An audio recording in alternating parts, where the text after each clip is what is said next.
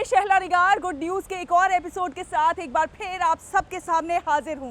तो आइए जल्दी से देखते हैं कि क्या है आज के प्रोग्राम की हाइलाइट्स। डीडवाना कुचामन जिले की सुद्रासन ग्राम पंचायत बनी रोल मॉडल, हाईटेक सुविधाओं से लैस स्वच्छता की मिसाल। दिव्यांग महिला कलाकार कला के जरिए सामाजिक मुद्दों पर रख रही हैं बात। गौ सेवा का जज्बा, घायल बूढ़ी और बीमार गायों की तीमारदारी को आगे आए हरियाणा के युवा। उत्तर प्रदेश के चंदौली जिले का एक छोटा सा गांव एकौनी, बिना एलपीजी हर घर में यहां जलता है चूल्हा।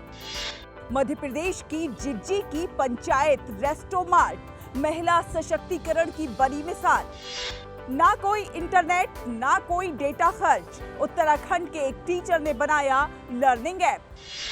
क्या आपने कभी कोई ऐसा गांव देखा है जो कि पूरी तौर से आधुनिक सुख सुविधाओं से लैस हो? शायद नहीं देखा होगा। तो चलिए आज हम आपको लेकर चलते हैं डीडवाना कुचामन की सुद्रासन ग्राम पंचायत में, जो कि रोल मॉडल बन गई है, जो कि एक मिसाल है। जी हाँ, यहाँ पर चप्पे चप्पे पर सीसीटीवी है और आदर्श ग्राम पंचायत इसलिए भी है क्योंकि यहाँ पर हर एक सुख सुविधा है, लैपटॉप है और साथ ही साथ यहाँ पर स्वच्छता की एक खूबसूरत बानगी देखने को मिलती है।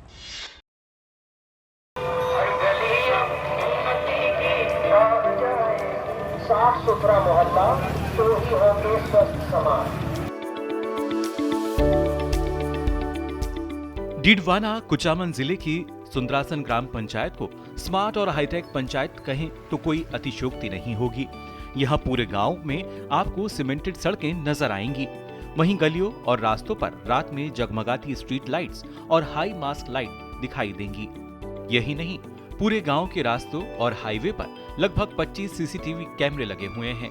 गांव की सुरक्षा के लिए लगे यह सीसीटीवी कैमरे 3 किलोमीटर के दायरे में गांव की प्रत्येक गतिविधियों पर नजर रखते हैं और 24 घंटे गांव के सुरक्षा प्रहरी की भूमिका निभा रहे हैं।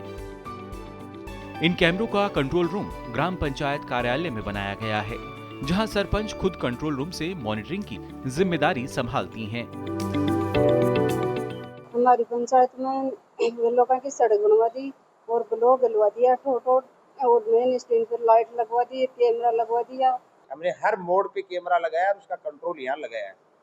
तो ये हमारी यही सोच रही कि इस पंचायत को हमें तीसरी आंख के नजरिए से देख करके इस तरह से करें कि कोई भी आदमी न्यूसेंस पैदा भी नहीं करे, कोई चोरी भी नहीं हो और रात बिरत आए तो कोई भान बेटी जो हमारी बहनें हैं उनकी सुरक्षा की जिम्मेदारी भी हमारी है। ग्रामवासियों के मुताबिक केसर देवी ने सबका साथ सबका विकास के मंत्र को सच्चे अर्थों में उतारा है। ग्राम पंचायत में सीसीटीवी कैमरों से निगरानी तंत्र को तो मजबूत किया ही, साथ ही स्वच्छ भारत मिशन में सहभागी बनते हुए पंचायत ने कचरा संग्रहण के लिए घर घर वाहन सुविधा भी शुरू की है। यह वाहन रोजाना गाँव का भ्रमण कर गाँव का कचरा उठाता है, जिससे गाँव साफ और स्वच्छ नजर आने लगा है। इस सुविधा के बाद अब सुंदरासन की गिनती शहर जैसी सफाई व्यवस्था वाले गांवों में होने लगी है। गांव के लोग भी स्वच्छता के कार्यों में अपना श्रमदान देते हैं और अपने गांव को स्वच्छ बनाने में जुटे हुए हैं। इन्होंने सबसे बड़ा अभियान ये इंटरलॉक का चलाया, तो पूरे गांव में गली मोहल्ले में कोई सा भी बास हो या गली हो, उसमें तमाम ने इन्हें किसी को बाकी नहीं छोड़ा और इस अभियान को इन्होंने पूरा किया। सबसे अच्छी पंचायत ये सुद्रासन की है और बहुत बड़ा विकास हुआ है और गाड़ी लगाई है, लाइटें, कैमरे, आप सब देख सकते हो। इस काम में आने वाले सरपंच के लिए भी काम बाकी नहीं छोड़ सकता, इतना काम हुआ है। ये गाँव उनके साथ है विकास में और कोई कमी नहीं है गाँव में। गांव की महिलाओं और बेटियों को सशक्त बनाने के लिए भी सरपंच ने कई पहल की हैं। प्रधानमंत्री नरेंद्र मोदी के बेटी बचाओ बेटी पढ़ाओ अभियान के तहत जब भी किसी परिवार में बेटी का जन्म होता है, सरपंच उसके घर जाकर जन्मदिन मनाती हैं और यह संदेश देती हैं कि बेटियां उत्सव हैं। जिसमें हाई मास्क लाइट है स्टैंड पे, और जैसे अभी ये कमी थी इसकी कचरा वाहिनी की, शायद ही नगर पालिका क्षेत्र के अलावा कोई ग्राम पंचायत में ये उपलब्ध होगी। यहाँ सफाई के लिए ऑटो टिपर की व्यवस्था की गई है, जहाँ गंदगी नहीं फैले।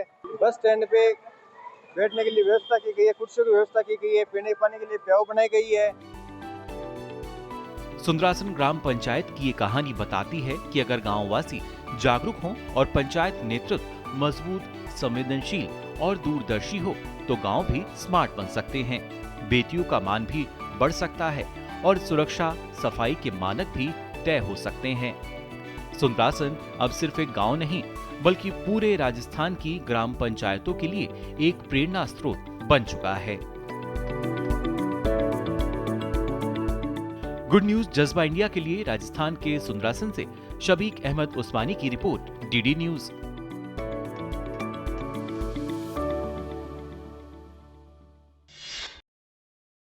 और अब आपको दिखाते हैं दिव्यांगों के जज्बे की कहानी। जी हाँ, आपको मिलवाते हैं महिला दिव्यांग कलाकारों से जिन्होंने कला को बनाया है अपनी अभिव्यक्ति का जरिया।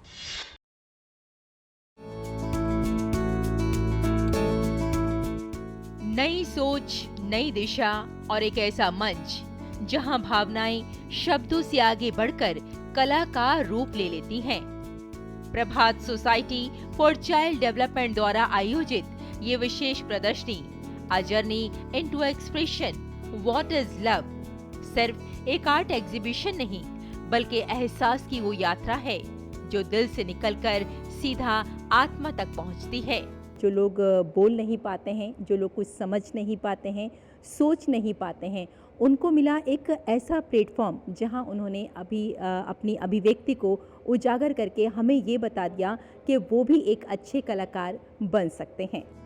नई दिल्ली के इंडिया हैबिटेट सेंटर में सजी इस प्रदर्शनी में 15 दिव्यांग महिलाओं की रचनात्मक दुनिया हमारे सामने नजर आती है। ये वो महिलाएं हैं जिन्होंने चुनौतियों को अपनी पहचान नहीं बनने दिया बल्कि उन्हें अपनी ताकत में बदल दिया। हर एक पेंटिंग, हर एक रंग एक कहानी कहता है, कभी संघर्ष की, कभी उम्मीद की और सबसे बढ़कर प्यार की। ये प्रेम सिर्फ एक भावना नहीं बल्कि आत्म स्वीकृति, साहस और अपने अस्तित्व को अपनाने की एक गहरी अभिव्यक्ति बनकर उभरता है। मैंने आई थिंक उनसे ज़्यादा सीखा है, जितना मैं उन्हें सिखा पाई हूँ उससे कहीं ज़्यादा मैंने सीखा है। मेरी बहुत सारी कंडीशनिंग्स ब्रेक हुई हैं। कितनी चीज़ों को हम फॉर ग्रांटेड लेते हैं, थोड़ा सा कहीं पे वो समझ में आया कि दुनिया बहुत अलग है जिससे हम सोचते हैं।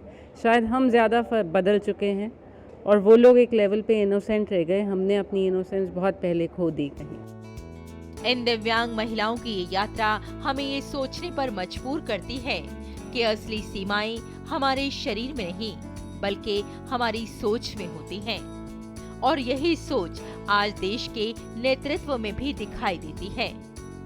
प्रधानमंत्री नरेंद्र मोदी ने भी बार बार दिव्यांग जनों को दिव्यांग कहकर उनके सम्मान और सामर्थ्य को पहचान दी है और महिलाओं के सशक्तिकरण को राष्ट्र की प्रगति का आधार बताया है।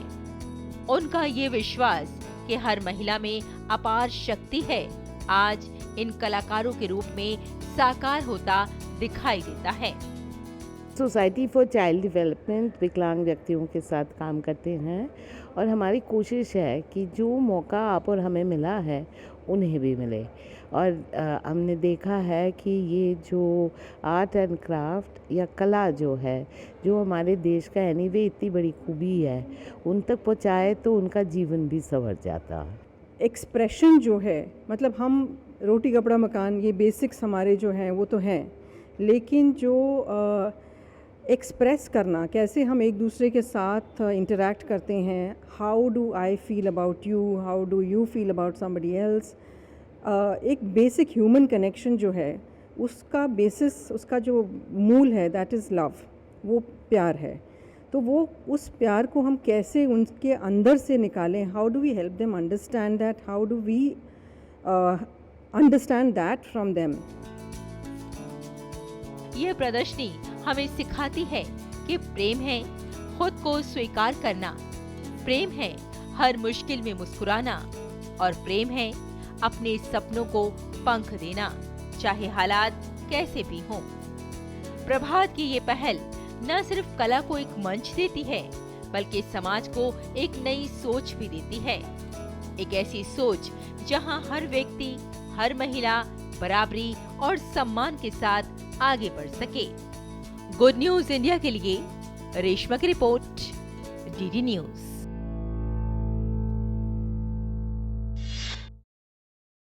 और अब आपको मिलवाते हैं हरियाणा के कैथल के कुछ युवाओं से जिन्होंने बीड़ा उठाया है बीमार और दुर्घटनाग्रस्त गायों की सेवा का।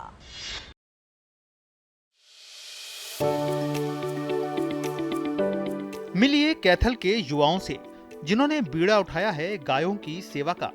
ये हैं गौ रक्षा दल द्वारा संचालित शिव गौ सेवा धाम, जहां बीमार, घायल, बूढ़ी और दुर्घटनाग्रस्त गायों की सेवा और इलाज की जाती है। यहाँ गायें सिर्फ पशु नहीं, परिवार का हिस्सा बन गई हैं। हरियाणा के कैथल में युवाओं ने शिव गौ सेवा धाम नाम का एक अनोखा आश्रम बनाया है। नाम सुनकर लगता है कि पुराना धार्मिक केंद्र, लेकिन हकीकत में यह है युवा शक्ति का जीता जागता उदाहरण। दरअसल यहाँ गायें बेसहारा हो रही थीं, कोई खरीदता नहीं, कोई रखता नहीं, तो हमने सोचा क्यों ना हम ही इनकी जिम्मेदारी लें। बस कुछ युवा आगे आए, कुछ गायों से शुरुआत की और आज यहाँ 150 से ज्यादा गायें हैं।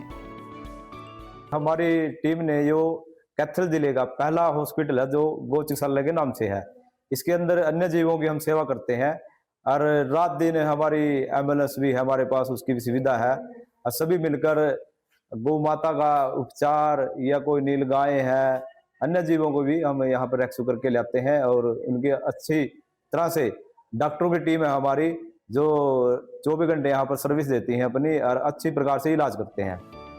कई मानवतावादी लोगों और धार्मिक संस्थाओं से जुड़े लोगों द्वारा आर्थिक सहयोग से ये पुण्य कार्य किया जा रहा है। घायल और दुर्घटनाग्रस्त गायों का अच्छी तरह से इलाज तो होता ही है, उनके खान पान के लिए पर्याप्त प्रबंध भी किए जाते हैं। शहर के पशु चिकित्सक दिन में समय समय पर आकर इन बीमार, घायल, बूढ़ी और दुर्घटनाग्रस्त गायों का इलाज करते हैं। यहाँ एम्बुलेंस की भी व्यवस्था है जो गायों की दुर्घटना की सूचना मिलते ही मौके पर पहुंच जाती है। विशेष आईसीयू वार्ड भी है जहां समय समय पर पशु चिकित्सक आकर उनका इलाज करते हैं। यहाँ जितने भी दुर्घटनाग्रस्त गाय वंश या जो भी आता है उसके हम यहाँ उपचार करते हैं और बहुत ही अच्छा इलाज करते हैं। लोगों को गायों की सेवा के लिए प्रोत्साहित करने के लिए संस्था में सेवा करने वाले पुरुष और महिलाओं ने भजन मंडली द्वारा कीर्तन करके लोगों को गौ सेवा में आगे आने का आह्वान करते हैं। शिव गौ सेवा धाम की ये कहानी सिर्फ गायों की नहीं, ये उस उम्मीद की है जो आज के युवा दिल में रखते हैं। एक छोटा सा कदम लेकिन बड़ा संदेश, सेवा से ही देश बदलेगा। अच्छाई की शुरुआत हमेशा छोटी होती है लेकिन उसका असर बहुत बड़ा। गुड न्यूज जज्बा इंडिया के लिए हरियाणा के कैथल से नवीन मल्होत्रा की रिपोर्ट, डीडी न्यूज। तो ये तो बात हुई गायों की सेवा की, और अब आपको दिखाते हैं कि कैसे गाय के गोबर से बन रही है गैस। जी हाँ, उत्तर प्रदेश के चंदौली का वो कौन सा है गांव जहां बिना एलपीजी हर घर में हमेशा जलता रहता है चूल्हा।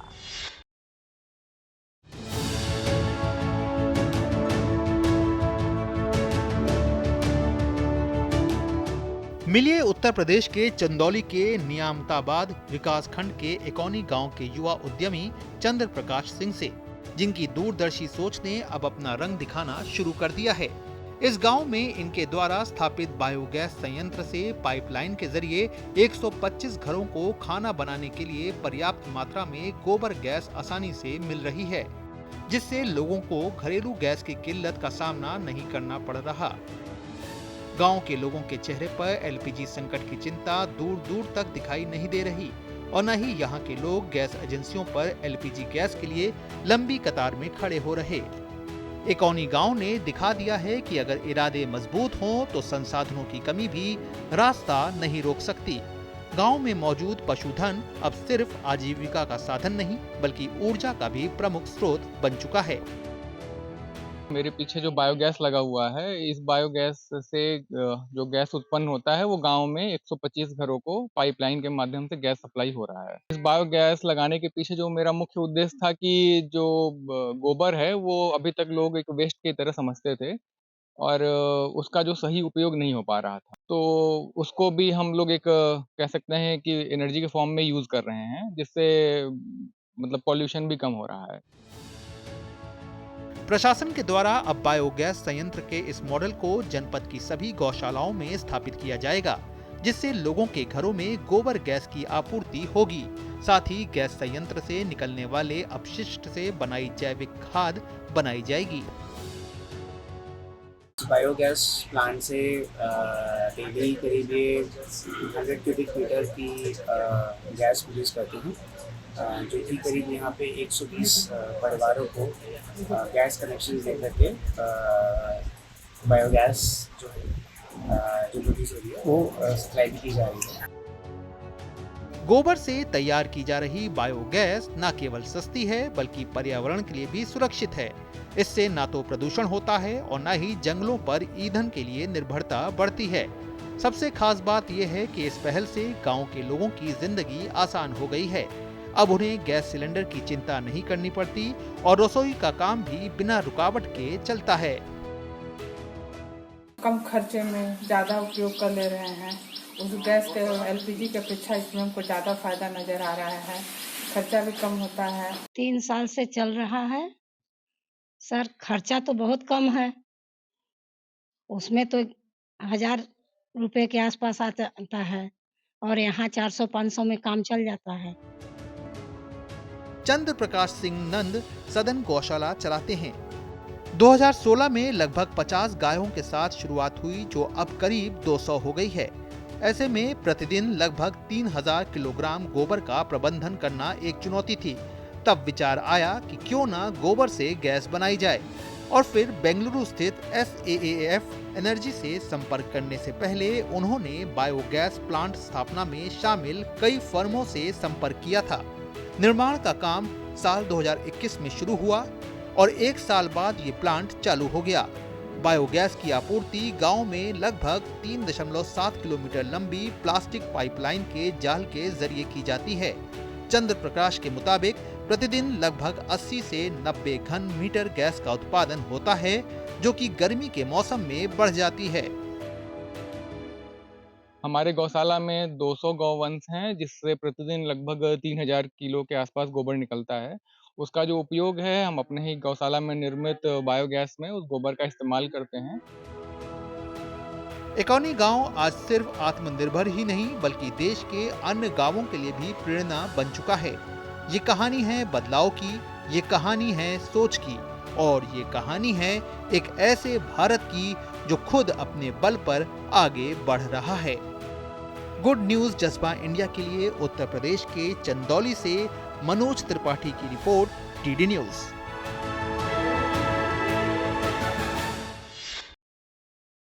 और अब आपको लेकर चलते हैं मध्य प्रदेश के गुना जिज्जी की पंचायत पर। जी हाँ, ये है एक रेस्टोमार्ट जो कि महिला सशक्तिकरण की मिसाल बन गया है। यहाँ घर जैसा स्वाद, अपनापन और देसी खुशबू सब कुछ मिलती है।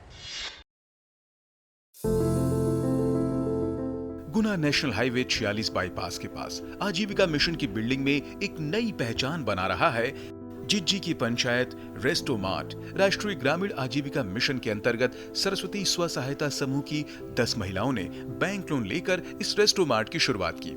यहाँ सस्ता, स्वादिष्ट और घर जैसा भोजन ही नहीं बल्कि जैविक मसाले, गोबर से बनी भगवान की मूर्तियाँ और देसी उत्पाद भी उपलब्ध हैं। ग्राहकों के मनोरंजन के लिए लूडो, सांप सीढ़ी, शतरंज, कैरम और टेबल टेनिस जैसी खेलों की भी व्यवस्था की गई है।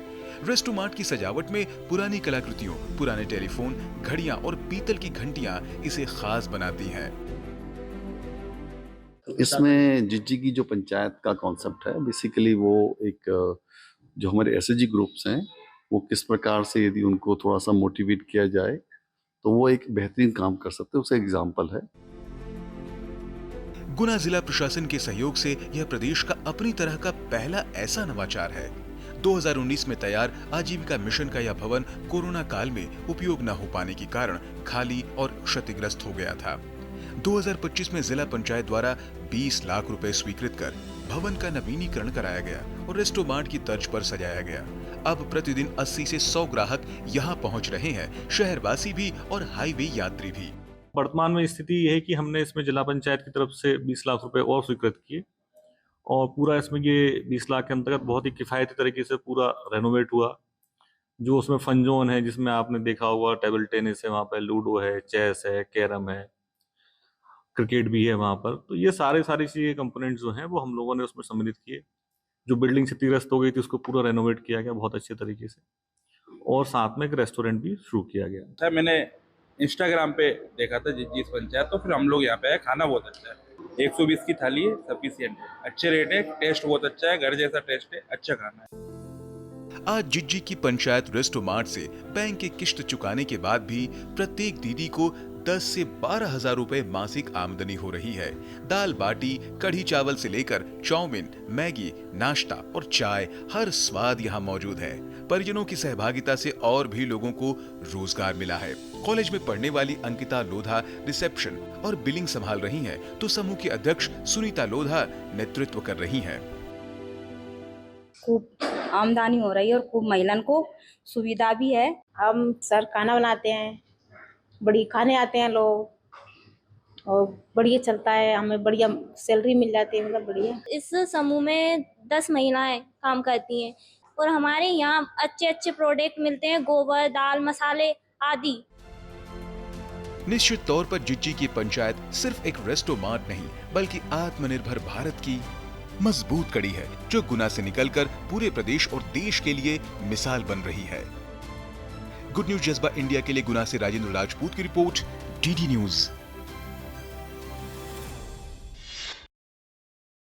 और अब आपको दिखाते हैं उत्तराखंड के अल्मोड़ा के एक टीचर का नवाचार, जिन्होंने सुदूर रहने वाले बच्चों के लिए एक लर्निंग ऐप तैयार किया है। जी हाँ, ये इस ऐप की खासियत ये है कि ये बिना किसी डेटा के चलता है, बिना इंटरनेट के चलता है। कैसे काम करता है, आइए जानते हैं।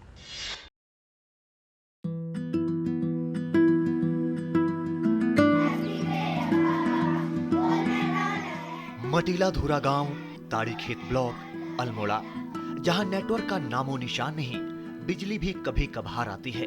ऐसे में सरकारी प्राथमिक स्कूल के प्रधानाध्यापक भास्कर जोशी ने सोचा बच्चों को आखिर पढ़ाई से क्यों दूर रखा जाए, और उन्होंने एआई का जादू चलाया और बना दिया नो इंटरनेट क्विज, एक ऐसा ऐप जो बिना नेट के चलता है, हिंदी में सवाल पूछता है और बच्चों को खेल खेल में ही सिखा देता है।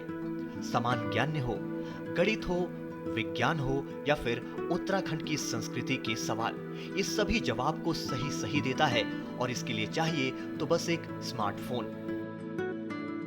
रोबोटिक्स बच्चों को सिखा रहे हैं, आर्टिफिशियल इंटेलिजेंस के बारे में भी बच्चों को बता रहे हैं। मैं चाहता हूं कि बच्चे शुरुआत से ऐसी एजुकेशन प्राप्त करें जो उनके आगे काम आए, एक ऐसी शिक्षा जो उनके किसी भी रूप में आगे काम आए, और उनका भविष्य निर्माण तो करे ही करे, साथ में उनको करियर गाइडेंस शुरुआत से ही मिल पाए। जरा सोचिए, पहाड़ों में स्कूल दूर, टीचर की कमी, किताबें पुरानी, लेकिन अब बच्चे घर बैठे माँ बाप के फोन पर क्विज खेलते हैं। रट्टा नहीं, समझ आती है। प्रतियोगिता का माहौल बनता है, कौन पहले पूरा करेगा, कौन ज्यादा स्कोर लाएगा। इससे आत्मविश्वास बढ़ता है और पढ़ाई मजेदार हो जाती है। इतना ही नहीं, ग्रामीण बच्चे डिजिटल दुनिया से जुड़ते हैं, वो भी बिना शहर जाए। कम लागत, ज्यादा फायदा। विद्यालय में रोबोटिक, टिंकरिंग लैब आदि नई शैक्षिक गतिविधियां कराई जाती हैं। वो मोबाइल ऐप से भी पढ़ते हैं। हमारे स्कूल में ड्रोन उड़ाया जाता है। यहाँ बहुत सारी रोबोटिक्स बनाए जाते हैं। हमको टिंकरिंग सिखाई जाती है और बहुत ही चीज़ सिखाते हैं हमारे सर। तो ये कहानी सिर्फ एक टीचर की नहीं, बल्कि ये उन हजारों बच्चों की है जिनके लिए अब पढ़ाई कोई दूरी नहीं, बस एक टच दूर है। गौरतलब है कि प्रधानाध्यापक भास्कर जोशी को 8 शैक्षणिक ऐप बनाने के लिए गूगल से स्टोर पर स्थान भी मिला है। भास्कर जोशी पहले गूगल एजुकेटर बन गए। प्रधानाध्यापक भास्कर जोशी का कहना है कि वो विगत 12 वर्षों से नवाचार शिक्षा से जुड़े हैं।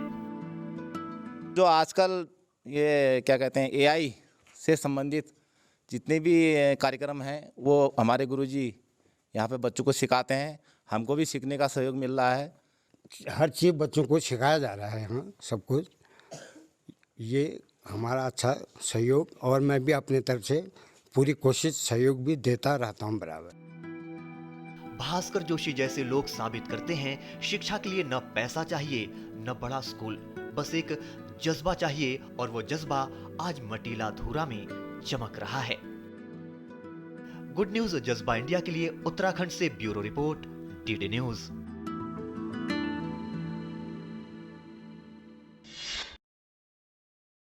मन में हो हौसला तो असंभव कुछ भी नहीं होता। आपने देखी ये तमाम अच्छी खबरें, हर कहानी अपने आप में कुछ खास है, हर कहानी अपने आप में कुछ कह रही है। जी हाँ, ये बता रही है कि अगर आप सकारात्मक सोच के साथ आगे बढ़ें तो हर मुश्किल आसान हो जाती है। उम्मीद है आप सबको हमारा ये प्रोग्राम बहुत पसंद आ रहा होगा। आप अपनी प्रतिक्रियाएं हम तक भेज सकते हैं। हमारा ईमेल आईडी है ddgoodnewsindia@gmail.com। अगले हफ्ते फिर हाजिर होंगे कुछ और अच्छी कहानियों के साथ। तब तक के लिए हमारी पूरी टीम को दीजिए अनुमति। नमस्कार।